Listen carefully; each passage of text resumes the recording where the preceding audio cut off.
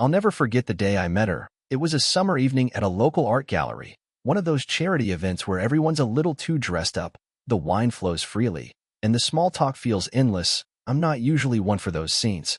But my buddy roped me in, promising there'd be good food and better company. That's when I saw her across the room, Julia, red dress, easy smile, eyes that sparkled like she knew some secret about the world. We locked eyes, and it felt like something clicked into place. We talked for hours that night, about everything and nothing. Her laugh was this soft, musical thing that made me feel like I was the only person in the room. Fast forward 2 years, and I was down on one knee, ring in hand, heart pounding in my chest. She said yes, and for a while, life was everything I thought it could be. We bought a little house in the suburbs, nothing flashy, but it felt like home. We filled it with mismatched furniture from garage sales, spent weekends painting walls, arguing over where the couch should go, and dreaming up renovations we'd never quite get to. There were Friday nights cooking dinner together, her trying new recipes, me pretending I didn't burn the garlic bread, lazy Sunday mornings reading the paper on the porch, coffee mugs in hand. Holidays became a thing we did right. Matching sweaters at Christmas, pumpkin carving every Halloween, her family over for barbecues in the summer. We even started planning for a future that felt real. Maybe a kid someday, definitely. More traveling. We talked about taking a road trip up the West Coast, about retiring early and buying a cabin by a lake. I believed in us, in her. I worked long hours, sometimes weekends, trying to build something stable. She was my reason for it all. Every overtime shift, every sacrifice, it was all for the life we were building together. And when she said she appreciated me, that she felt safe with me, I believed her. I didn't see the cracks forming. Maybe I was too focused on the dream, on the future we were sketching out in our heads. I missed the signs, or maybe I didn't want to see them. Either way, I thought we were solid. I thought we were forever. It started small, a late meeting here, a happy hour with coworkers there, nothing that set off alarm bells at first. Julia was ambitious, always pushing for the next promotion. So when she started working longer hours, I figured it was just part of the grind. Then came the missed dinners, the text she'd glance at and tuck her phone away quickly. I'd ask, "Everything okay?" And she'd smile, say, "Just work stuff, nothing important." But then the little things began piling up, a charge for a fancy hotel downtown on our joint credit card. "Oh, that's for a work event. We had a team-building night," she said. Brushing it off, she'd get home late, sometimes past midnight, smelling like expensive perfume I didn't recognize. One night I walked in while she was on the phone, and she snapped her laptop shut like a teenager hiding a bad grade. I tried to laugh it off. "You're acting like you're hiding state secrets," I joked. Her face tightened, and she fired back, "Maybe if you weren't so paranoid, I wouldn't have to hide anything." It stung. I wanted to believe her, but a knot began forming in my gut. The woman who used to share everything with me, who used to talk for hours about her day, now acted like I was an inconvenience, a distraction. I told myself it was just a rough patch, that all couples go through it. But deep down, I was starting to wonder if I was the only one still fighting for our dream. It was a Saturday afternoon when everything came crashing down. Julia had left her laptop open on the kitchen table, the screen glowing with an email thread she must have forgotten to close. I wasn't snooping, at least. Not at first. I walked past it with a plate in my hand, but the subject line stopped me cold. "Our weekend getaway confirmed." I clicked, heart pounding. There they were, emails between her and someone named Ryan, dinner reservations, hotel confirmations, and then the attachments, selfies of the two of them in a cozy cabin, smiles pressed together like they'd known each other forever. I felt the blood drain from my face. There was a photo of her in a dress I'd bought for our anniversary, laughing in the arms of another man. I stared at the screen, my mind buzzing. Part of me wanted to storm out, confront her, scream, but something stopped me, some cold, calculating voice in the back of my mind that whispered, "Don't, not yet." I sat down, my hands trembling, and started reading everything, every email, every reservation, every little note where they called each other love.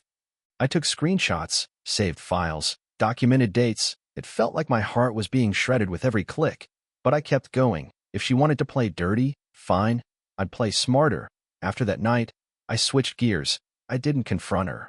I didn't throw accusations or pack my bags. No, I smiled more, asked about her day, poured her wine like I used to, let her think I was clueless, that she had the upper hand.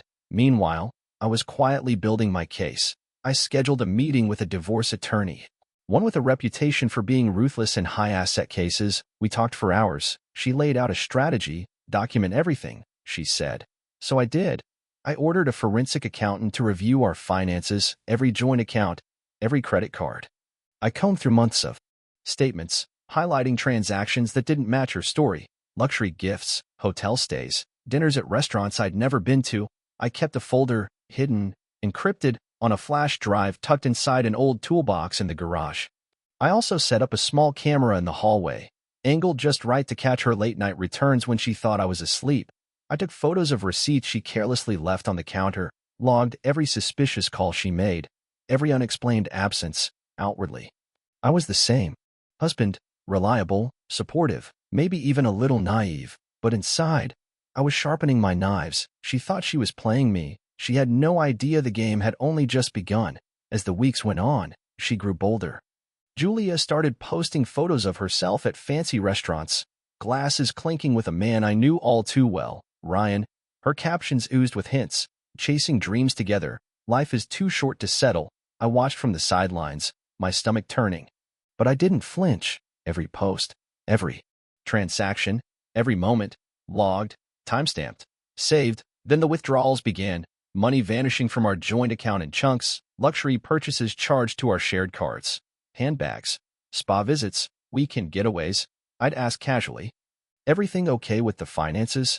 She'd wave me off, laughing, "Relax, I've got it covered." I nodded, smiled, and took notes. She even started taking things from the house, artwork, family heirlooms, small pieces at first. I'd notice an empty spot on the shelf, a missing lamp. When I asked, she'd say, "I'm just making space, for a fresh start." And then came the legal demands. Her lawyer sent a letter. Julia wanted the house, the cars, even a share of my retirement. I sat at my desk, staring at the papers. The audacity of it all washing over me like a cold wave. Part of me wanted to scream, to tell her to her face what I knew, to burn it all down. But I didn't. I clenched my fists, breathed deep, and reminded myself patience is power. This wasn't about emotions anymore. It was about strategy, and every outrageous thing she did only built my case stronger. Some nights I sat in the dark, crushed by the weight of it all, fighting the urge to just give up. But I kept going, because I knew the finish line was coming, and when it did, I'd be ready. The courtroom was packed. Julia's family sat behind her, faces smug, ready to watch me crumble. Ryan showed up too, slick suit, arrogant smirk. I sat quietly, my attorney flipping through the folders like a well-oiled machine. Then it began. Julia's lawyer went first, painting her as the devoted wife abandoned by a cold, work-obsessed husband. They wanted the house, the cars, alimony. Julia sat there, wiping fake tears, stealing glances at Ryan like they were already living their perfect life. Then it was my turn. I handed my lawyer the file, thick, organized. Every page a quiet weapon, bank statements tracing her withdrawals, hotel receipts, photos of her and Ryan together. Even the camera footage from the hallway showing her sneaking in at night. The forensic audit exposed how she'd siphoned money into a secret account. The room fell silent as the evidence piled up. Julia's face drained of color. Her family shifted uncomfortably. Ryan looked like he'd swallowed a lemon. Julia tried to speak. Voice breaking. "This is twisted. He's setting me up." But the judge wasn't buying it. When the verdict came, division of assets in my favor. No spousal support. Julia's mask cracked. She sobbed, begged the judge, then turned on me, hissing accusations. But it was too late. I didn't say a word. I just stood, nodded to my attorney, and walked out. The storm was over. She had played her game, and I had won mine. It didn't take long for Julia's world to crumble. The scandal hit her company fast.